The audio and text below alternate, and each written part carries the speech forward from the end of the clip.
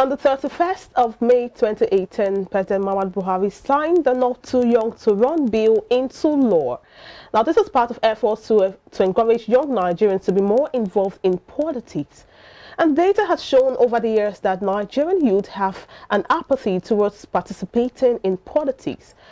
The 2019 general election saw a good number of youth contesting presidential polls, but none made much impact out of the ballot, as the turnout of young Nigerians to vote for their own was very, very poor.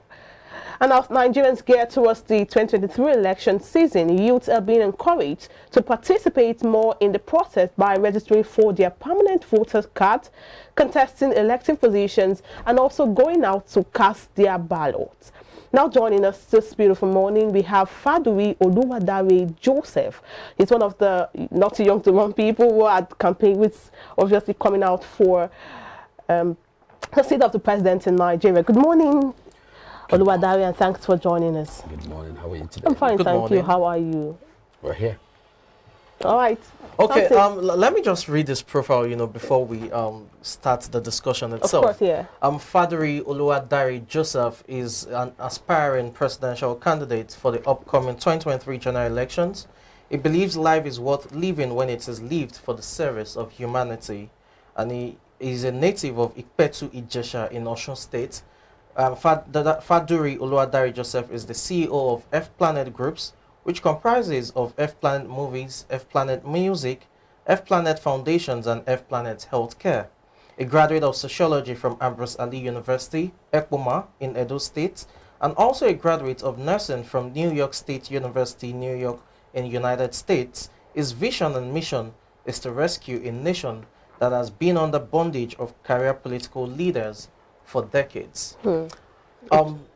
This is quite an impressive, profile or resume, as it were. But prior to, discussing about you and your ambitions, let's address, the Not Too Young to Run bill, among other things. Okay. I think the first point of call will be, what do you think is the reason, or what are the reasons behind political apathy among youths?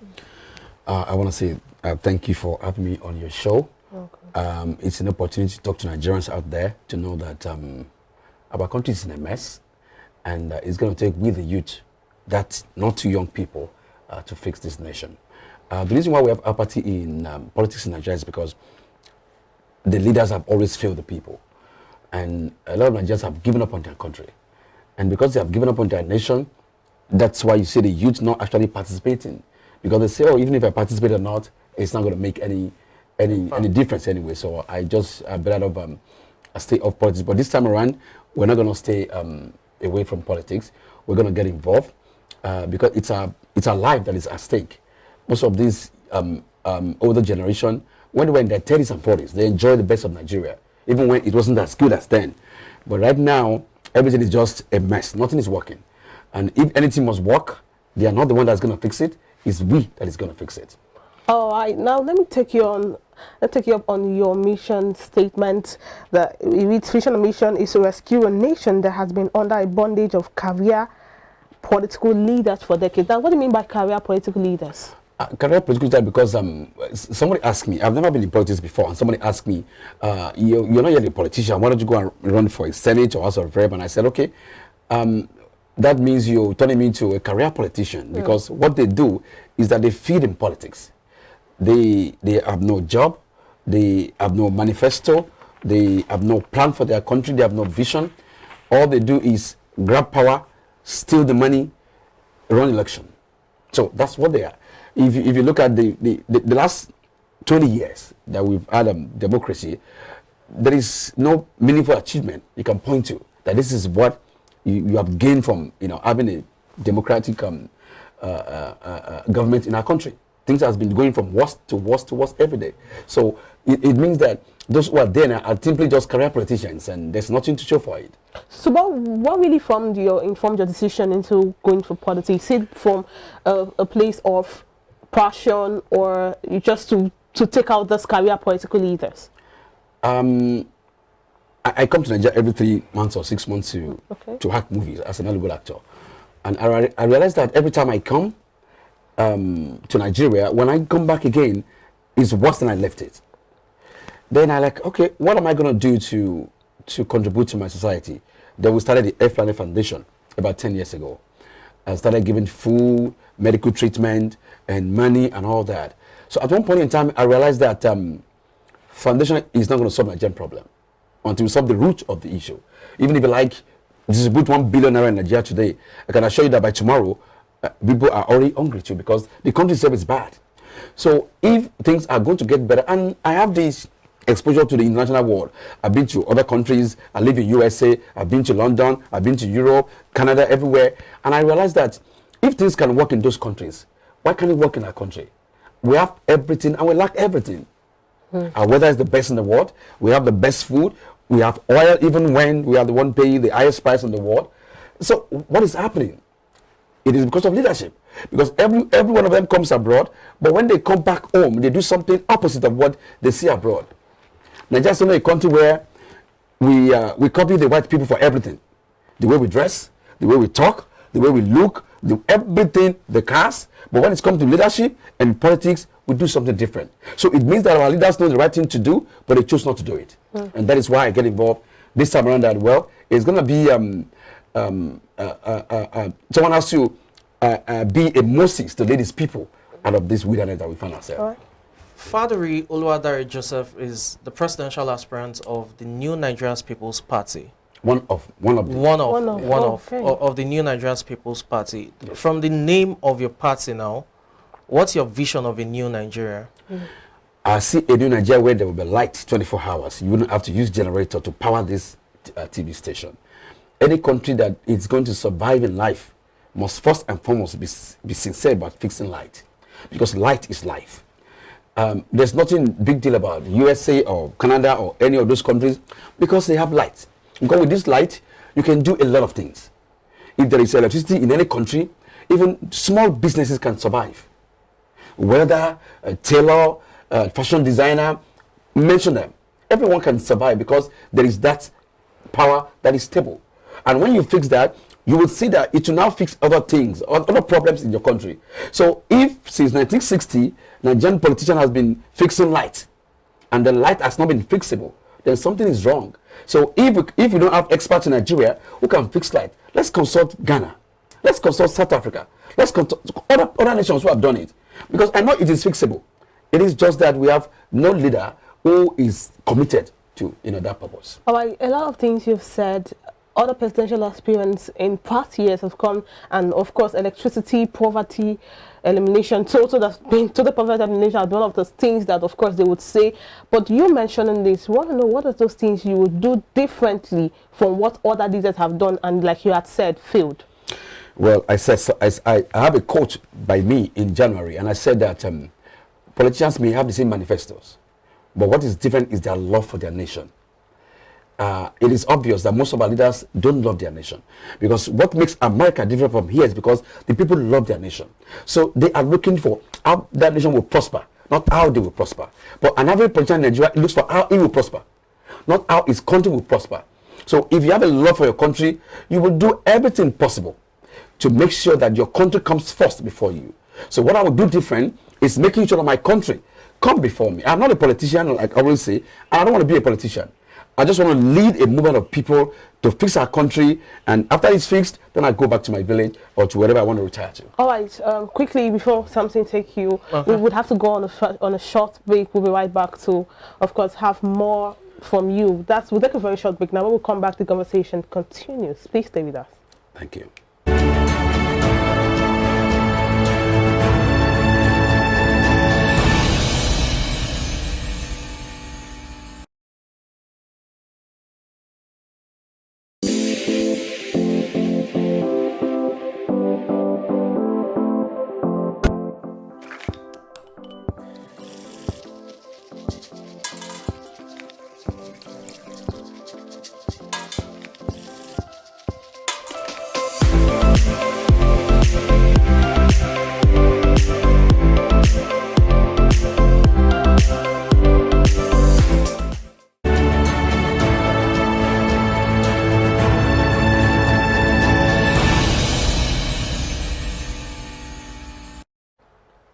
right, glad to have you back. We still have with us Oluwadari Fadri Joseph right here in the studio. And before the break, he was talking about what he would do differently. Oluwadari, I'd like you to, what do you mind me calling you, Fadri, your first name, or Oluwadari? Whichever one. All right, I'd like you to recap just the last statement you made before the break for the sake of those who are just joining. Okay, before I do that, I think I want to put down this cap so that people at home can see my face very well. Right. All right, look, I'm a very young man and very beautiful. Indeed. Very handsome. Indeed, yeah. Oh, okay. I think I was saying that for all politicians, they seem to have the same manifestos. But what is different is the love for your country. If you love your country, for instance, let's look at what is happening now. Right now, someone is responsible for how our fuel went abroad and came back not in a good shape, and let's let it go to the market. That all treated fuel. Nobody cares about it. So if someone cared about that, you shouldn't be selling that to Nigerian people. So an average politician doesn't actually care about or love its people. So if you love your people, you will do everything possible to make sure that things are done rightly. Okay, let's look at, I mean, you're aspiring for an executive position, but we know quite well that government is not just a continuum, but it's also a collaborative effort within other arms of government. So if you get into power, you still need the support of the legislature to back you up in terms of, the National Assembly.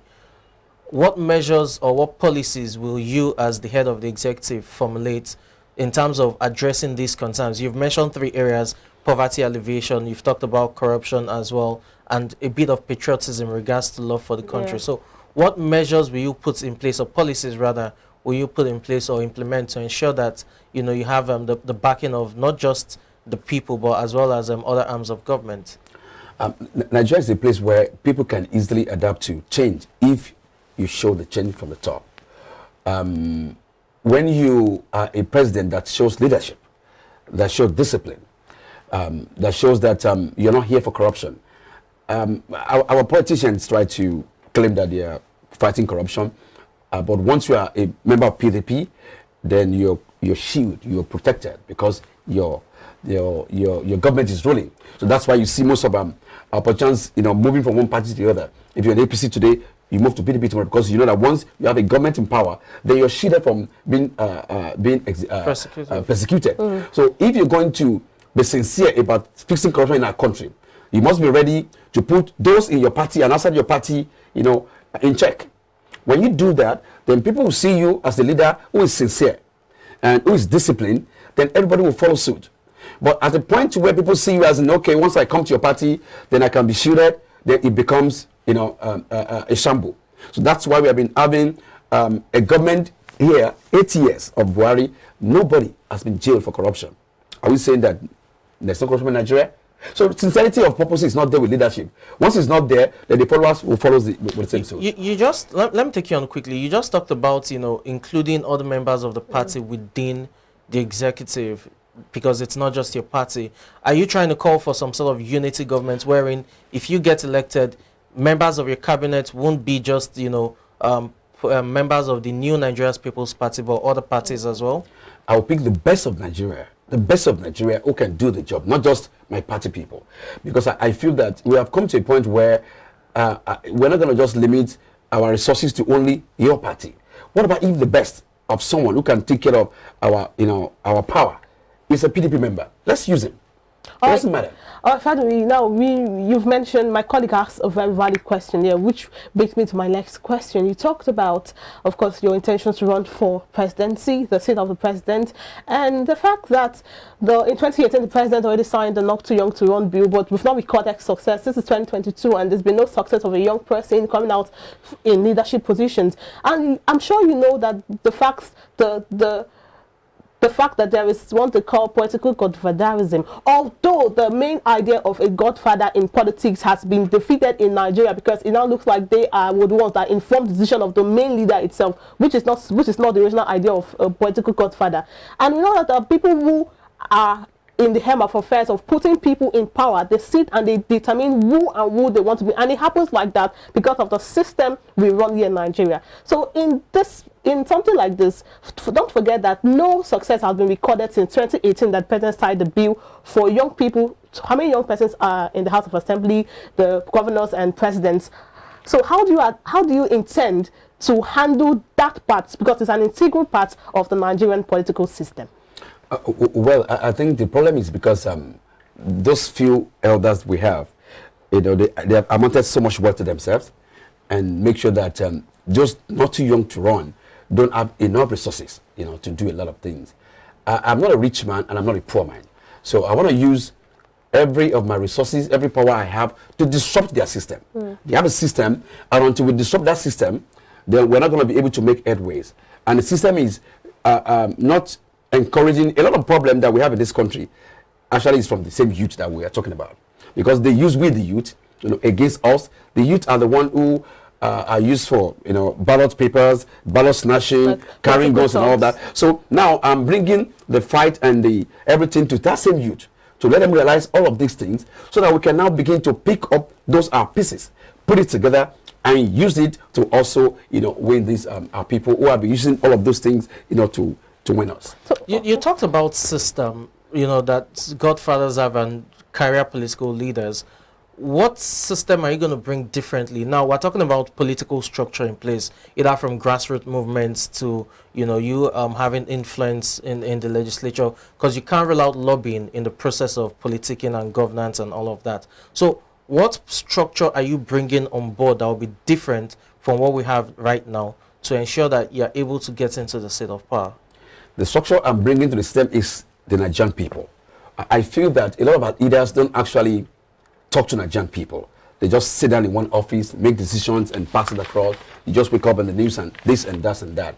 I feel that if we have a leader who is talking constantly to its people, and the people can be able to relate that, okay, what this man is saying makes sense, then we'll begin to ask our elected leaders from our constituencies what they are doing. Because a lot of them are doing so badly that even people don't even know that so much money is already, allocated to the community, that the man is not spending, but instead of using the money, it's only in Nigeria that you become a councillor. The next thing is to have a house in Banana Island.